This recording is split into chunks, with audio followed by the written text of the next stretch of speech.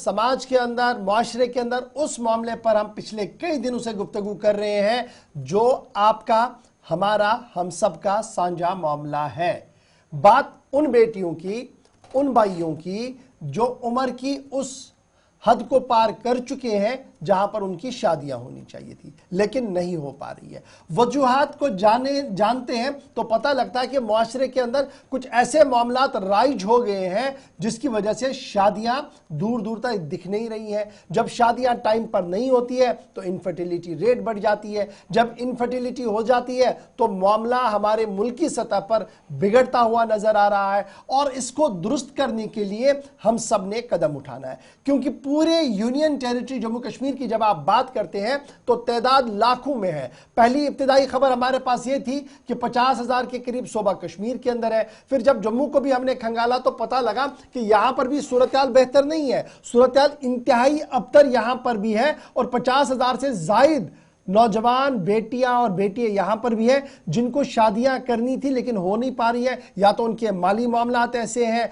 या मसाइल इस तरीके के उभर कर सामने आए कि वो शादी करने से डर रहे हैं या शादियां उनकी हो नहीं रही, यानी कुल मिलाकर लाखों लोग इस तरीके के हैं। इस बीच हम सब की जिम्मेदारी ये है कि हम उन तक रीच आउट करें, उनके घर वालों तक रीच आउट करें और एक वे आउट करने की कोशिश करें। जो लेविशिंग शादियां हर दिन हम देख रहे हैं इस पर रोक लगाना वक्त की अहम तरीन जरूरत है। जो नए नई इजादात हम शादियों के अंदर, सूबा जम्मू के अंदर, सूबा कश्मीर के अंदर देख रहे हैं, इस पर रोक लगाने की जरूरत है। शादी दो फैमिलीज के बीच में एक रिश्ता होता था, दो लोगों के बीच में एक कॉन्ट्रैक्ट होता था जो मुआहिदा खुशी के साथ आगे बढ़ता था। लेकिन अब यह खुशी चंद पलों की जरूर होती है लेकिन बाद में जो मुश्किलात और मामलात सामने आते हैं दोनों तरफ से वो इंतहाई संगीन है। इसको दूर करने की कोशिश में हम बात करते हैं क्योंकि बात बात से ही बात बनती है, मसाइल का हल भी निकलता है। आज हमारे साथ मेहमान है मास्टर जोगिंदर सिंह साहब, मेंबर है डिस्ट्रिक्ट गुरुद्वारा प्रबंधन कमेटी पुलवामा के, साथ साथ चेयरमैन है गुरु नानक पब्लिक स्कूल के भी। बहुत बहुत शुक्रिया सिंह साहब हमारे साथ ज्वाइन करने के लिए, जोगिंदर सिंह साहब मास्टर जी हमारे साथ ज्वाइन करने के लिए। बड़ा इंपॉर्टेंट है कि जब मैं अक्रॉस द यूनियन टेरिटरी नजर डालता हूं तो सूरत हाल मुझे पहले बड़ी थोड़ी दिख रही थी लेकिन जितना जितना हम इसको खंगालते गए, जितना जितना रिसर्च पेपर्स ने लिखना शुरू किया, पता लगा ये तो लाखों वाला मामला है, हजारों वाला ये रहा नहीं है। लाखों की तादाद में लोग हैं। एक तरफ से मंशियात में तबाही मचा दी है पूरे यूनियन टेरिटरी में, दूसरी तरफ से ये जो ये नासूर नया हमने खुद अपने हाथों से बोया है, बाहर से कहीं नहीं आया। हमने वेस्ट को देखते हुए अपनी जिंदगियों को उतनी तेज कर दिया कि हम ये भूल गए कि हमारा ओरिजिन क्या है और हमारा स्ट्रक्चर क्या है, हमारी ज्योग्राफी क्या है। हम उसको भूल कर कहीं और चलने की कोशिश में है जिसकी वजह से सूरत हाल हमारे सामने है। आज के दिन में जिस मुश्किल वक्त में हम चल रहे हैं डॉक्टर सिंह साहब, कितना ये अहम है कि हम सब मिलकर इसको रोकने की कोशिश करें और अक्रॉस जब हम देखते हैं मुसलमानों के अंदर, हिंदुओं के अंदर, सिख बरादरी के अंदर, ईसाई बरादरी के अंदर, हर जगह पर यह नासूर है कि अब शादी करना तो दूर, सोचने से भी डर लगता है। हाँ जी, आदाब जी। इससे पहले कि मैं आज के इस मौजू के बारे में कुछ बात कहूँ, मैं उस चैनल का शुक्रिया अदा करना चाहता हूँ, मेरा मतलब गुलिस्तान न्यूज़ चैनल का है, जिसने कई सालों से इस समाज की बुराइयों, बिदतें जो हमारे समाज में चलता आ रही हैं और बन के आ रही हैं, उन पे काम करना शुरू किया है और लोगों तक, दूर दूर तक लोगों को इस पे जानकारी देनी, इसके सद्भाव ढूंढना, उसके लिए बहुत अच्छा काम कर रहे हैं। इनका मैं अपनी ओर से, अपने अवाम की ओर से इस चैनल का शुक्रिया अदा करता हूं और इसको एक ऐसा चैनल मानना मेरा हक बनता है कि ये अवाम के लिए बहुत ही अपने जो काम के लिए मीडिया काम कर रहा है उस पर अच्छी तरह से ये अपना किरदार निभा रहा है। जहां तक आज के मौजू का सवाल है, इससे पहले मैं मौजू पे आऊं सर, एक बात मैं जरूर कहूंगा कि जो शादी है, शादी का अगर हम ये देख लें तो शादी का जो ओरिजिन है ये 2350 बीसी में मेसोपोटामिया में शुरू हुआ है और वहां से आज तक चलता आ रहा है ये सिस्टम। कोई हर मुल्क में, हर जगह पे फेर आते जा रहे हैं, चलते जा रहे हैं। तो आजकल हम जिस स्टेज पे पहुंचे हैं इस शादियों को, इसको तो ये कई दुनिया के कई मुल्कों में, कई सोसाइटियों में, कई समाज में इसको तो एक एक इंस्टीट्यूशन माना जा रहा है। और इस इंस्टीट्यूशन का जो रोल है वो हमारी अगली पीढ़ी जो है, अगली जनरेशन जो है, उसकी एग्जिस्टेंस इसी पे डिपेंड कर रही है।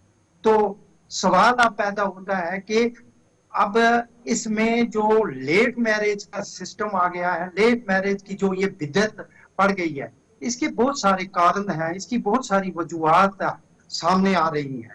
और जहां तक इन वजूहात को हम बयान करें या डिस्कस करें, तो सबसे पहले मेरी बात मेरे ख्याल में अपने पेरेंट्स पे ही जाती है, क्योंकि एजुकेशन रिलेटेड ये पहला कारण है, पहली वजह है।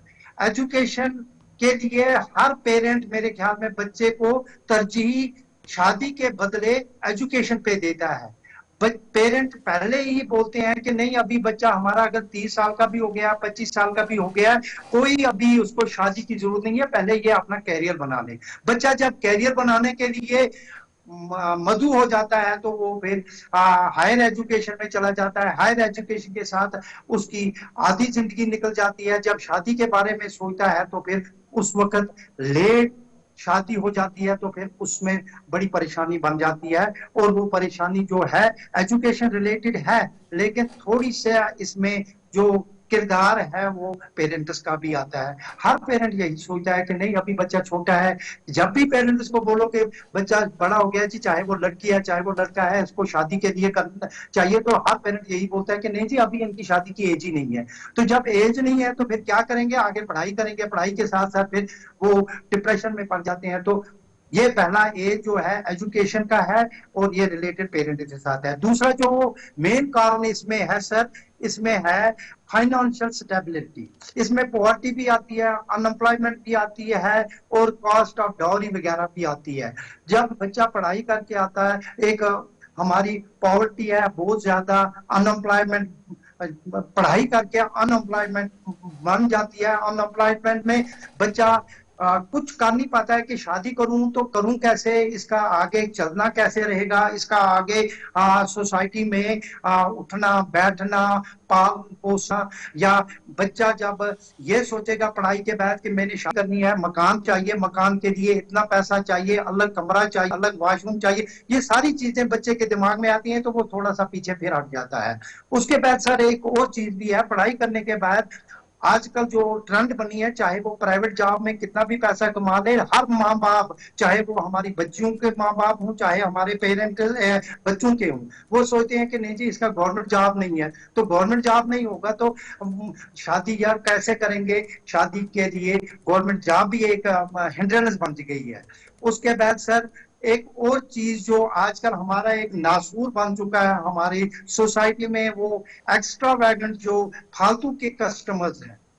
फालतू के कस्टमर्स सर ये चीज है कि बहुत ज्यादा लोग जो पैसे वाले हैं, लाखों रुपया वो अपने बेटों के, अपनी बच्चियों की शादियों पे सर्व कर देते हैं, जो कि नहीं करना चाहिए था। लेकिन वो उनके पास पैसा है, इलीगल मीन्स या किसी तरीके से उनके पास पैसा है, वो किसी ना किसी तरीके से अपना पंप एंड शो दिखाना चाहते हैं। और उनके साथ वो भूल जाते हैं कि हमारा हमसाया, हमारा नेबर जो है, क्या वो अफोर्ड कर पाएगा, क्या वो उसकी बच्ची है, क्या वो बच्ची उसकी शादी के लिए उसके पेरेंट अफोर्ड कर पाएंगे इतना खर्चा।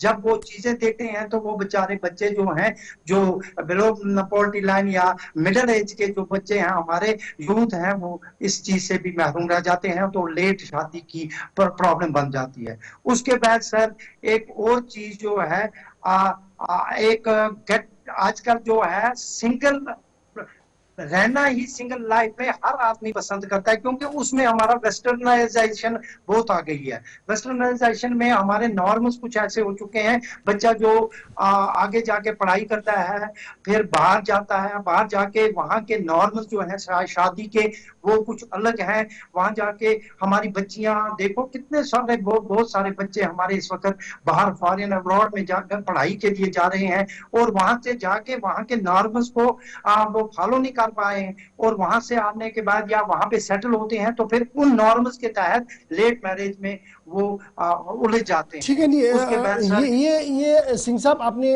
एक लाइन खींच ली है। अब इस बीच इसका हल भी बता दीजिए कि आपकी नज़र में इसका हल क्या है। पढ़ाई तो इंपॉर्टेंट है, लेकिन पढ़ाई के साथ जी साथ जी जो फैमिली का सपोर्ट फिर होना चाहिए था वो आपको कहीं मिल रहा है यहाँ पर, वो भी एक बड़ा फैक्टर है। इसको आप हल भी थोड़ा जी सा जी बता दीजिए कि हल कैसे इसका निकालें, कहाँ कहाँ पर किस किस चीज़ को हमने फोकस करने की जरूरत है ताकि इसे हल के तौर पर देखकर आगे बढ़ा जाए। सर, हमारा एक बात है इसमें सबसे ज्यादा हल जो मैं बोलूंगा, पहले इसकी कॉन्सिक्वेंसेज जो हमारी सोसाइटी में पड़ रही हैं वो बहुत बुरी पड़ रही हैं। बहुत ज्यादा परेशानी हो रही है हमारी सोसाइटी में। बहुत सारे ऐसे बच्चे हैं जो इस वक्त तक पेरेंट भी परेशान हो रहे हैं, बच्चे भी परेशान हो रहे हैं, कॉन्सिक्वेंसेज बहुत हो, और इसका आगे हमारी इकोनॉमी भी बहुत, हमारी मुल्क की इकोनॉमी पे भी बहुत ज्यादा असर पड़ रहा है। तो जो हल है, हल हमारे जो है, या तो वो हम अपनी फैमिली से ढूंढेंगे, या तो सबसे बड़ा रोल आजकल जो हमारा है वो हमारे रिलीजियस इंस्टीट्यूशंस का है। हमारे रिलीजियस इंस्टीट्यूशंस में ऐसी प्रीचिंग होनी चाहिए जिसकी वजह से हमारी ये जो बिदअतें हैं इन पे काबू पाया जा सकता है। हम बच्चों को एनकरेज करें, पढ़ाई के साथ साथ एनकरेज, क्योंकि ये एक, ये नहीं मैं कहूंगा कि ये ऑब्लिगेशन है। पुराने जमाने में in the past it was considered as an obligation, लेकिन आज ये पर्सनल चॉइस बन गई है। बच्चे आज अपनी मर्जी से सोचते हैं कि करना है या नहीं करना है। तो कुछ हमारे मेरे सामने कुछ बहुत सारी ऐसी मिसालें भी हैं सर, कि मैं देखता हूँ कि घर में कुछ एक अगर बहू आई है, उसका घर में उठना बैठना है कुछ ऐसा रहता है, तो जो उसका जो दूसरा लड़का होता है वो देखता है कि नहीं नहीं नहीं मैं आप शादी नहीं करूंगा यार, इस पर झंझट में कौन फंस जाए। तो ये परेशानियां हैं। तो हमारे घर का माहौल जो है, फैमिली का माहौल भी हमने संभालना है। उसके बाद इसमें सबसे ज्यादा अच्छा रोल जी, जो है जोगिंदर एजुकेशन सिंह साहब, इंस्टीट्यूशंस का रोल ये भी भी है। बताइएगा, अगर हमने फाइनेंशियल सेटअप पर काम करना, हर एक को सरकारी नौकरी मिलेगी नहीं, प्राइवेट सेक्टर जी हमारे जी पास उतना बड़ा है नहीं, तो ये प्रॉब्लम जी कहीं ना कहीं बड़ी भी उभर कर सामने आएगी। तो क्या हमने बैक टू ट्रैक आना पड़ेगा? जो हमारी रिवायती सन्नतें थी, जिनको हमने बलाए ताक रख दिया, जो हमने छोड़ दिया, जो हम भूल चुके हैं, जो सदियों पुरानी हमारे हाथ में थी, अगर हम उसको रिवाइव करने में कामयाब हुए तो हमारी फाइनेंशियल स्टेबिलिटी बढ़ सकती है। हम हर घर के अंदर कुछ ना कुछ इस तरीके की सन्नत आएगी और 2 लोग 3 लोग उसके साथ जुड़कर अपना काम चला सकते हैं। और ये जो हमने एक लैविश वाली लाइफस्टाइल चुनी है, इससे भी थोड़ा सा हटना पड़ेगा हमें, तब जाकर सूरत हाल बेहतर हो सकती है। सर बिल्कुल ठीक है, ये चीज जो है जो आपने बोली सर, इसमें बोलो 100% ठीक है। हमें आपका देखो ना, एक अवेयरनेस कैंपेन चलानी चाहिए, और जो मुझे हमारे चैनल जो है जो इस पे काम कर रहे हैं, इनका एक बहुत बड़ा रोल है इसमें, और ये कर भी रहे हैं, निभा रहे हैं, बखूबी ये रोल निभा रहे हैं। क्योंकि अवेयरनेस जो है हमारे पेरेंट्स में बहुत कम है, हमारे बच्चों में बहुत कम है।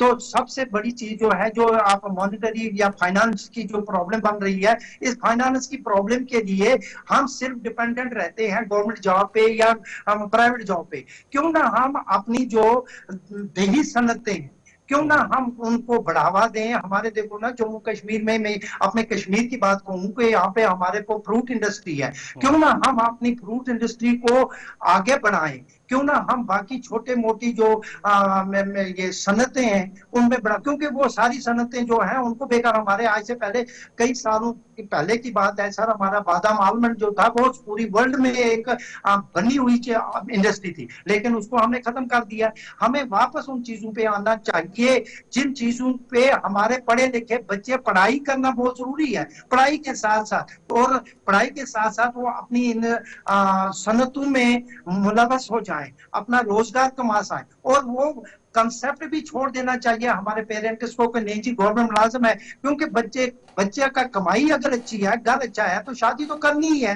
चलिए, क्योंकि ये तो ये जरूरी है एक आखिरी आगे चीज हमारे। आपसे, एक आखिरी चीज आपसे जानना चाहूंगा, बड़ा इंपॉर्टेंट ये है। एक ये कि अब जी जी जिनके पास पैसा है, अहले सरवत जी लोग जो है, और जो हमारे माशरे के गरीब लोग हैं, इन पर कितनी जिम्मेदारी है, नंबर एक। और नंबर दो, जहां आपने कहा कि मजहबी तालीमात बड़ी इंपॉर्टेंट है, इंस्टीट्यूशंस हमारे बड़े इंपॉर्टेंट वाइटल रोल प्ले कर सकते हैं। मस्जिदों के मेंबर और मेहराब मुझे बहुत खामोश दिख रहे हैं इस मामले में, क्या ऐसा ही सिख फिरके के अंदर भी है?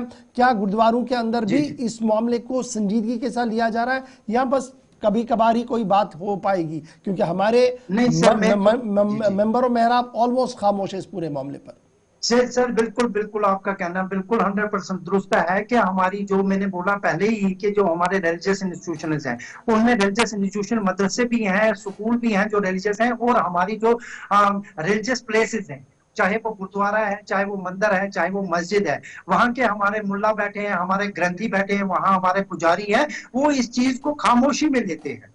क्योंकि जितना हम अपने मंदिर मस्जिद, बच्चा सुबह उठ के सबसे पहले नमाज अदा करता है, मस्जिद में जाता है, गुरुद्वारे में अपने वाहिगुरु को नतमस्तक होके गुरुद्वारा में जाता है, वहां पे जो प्रीचिंग होनी चाहिए वो बिल्कुल नहीं है और ना के बराबर है। अगर वहां से ये प्रीचिंग शुरू हो जाए, बच्चों को अवेयरनेस दी जाए, और सिर्फ उस चीज के साथ ही बच्चों को लगाया जाए जिससे पूरा उनका किरदार भी आगे बढ़े, उनकी फैमिली भी आगे बढ़े, उनका जो सोसाइटी भी आगे बढ़े, तो सबसे ज्यादा बहुत बहुत शुक्रिया मास्टर जी आपका। ये थे जनूबी कस्बा त्राल से मास्टर गुजिंदर सिंह, जो मेंबर है डिस्ट्रिक्ट गुरुद्वारा प्रबंध कमेटी पुलवामा, और साथ ही साथ chairman Guru Nanak public school की। तो नाजरीन, जो ओवरऑल जो मेहमानों की जानिब से जो राय दी जा रही है कि जो टीचिंग्स है, मुख्तलिफ जो रिलीजियस इंस्टीट्यूशंस हैं, वहाँ पे हमें इसको आम करना है, और उसके साथ साथ ही